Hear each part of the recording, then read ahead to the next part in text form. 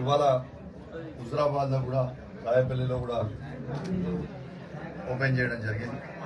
చాలా సంతోషం అని చెప్పి సందర్భంగా తెలియజేస్తూ, మరియు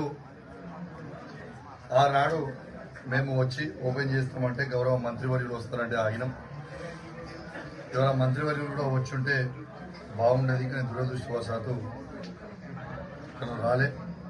కానీ తప్పకుండా హుజరాబాద్ నియోజకవర్గాన్ని ఇదే విధంగా అభివృద్ధి చేయడానికి పూర్తి శాయశక్తిలో మేము కృషి చేస్తామని చెప్పి సందర్భంగా తెలియజేస్తూ, మరియు కాంగ్రెస్ ప్రభుత్వం ఖచ్చితంగా వాళ్ళు ఇచ్చిన 6 గ్యారెంటీలని అమలు చేస్తారని ప్రజలందరూ కూడా ఎదురు చూస్తారని చెప్పి సందర్భంగా తెలియజేస్తూ, యావత్ తెలంగాణ ప్రజల్ని మరియు ప్రత్యేకంగా మా హుజరాబాద్ నియోజకవర్గ ప్రజలందరినీ కూడా తెలియజేస్తా ఉన్నాను. 106 గ్రామ పంచాయతీలలో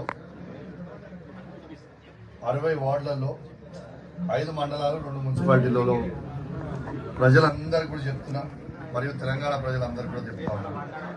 ఇవాళ ఈ కాంగ్రెస్ ప్రభుత్వం కరెంటు బిల్ కట్టకుండాని గౌరవ ముఖ్యమంత్రి రేవంత్ రెడ్డి గారు, మంత్రి కోమటిరెడ్డి వెంకటరెడ్డి గారు చెప్పడం జరిగింది.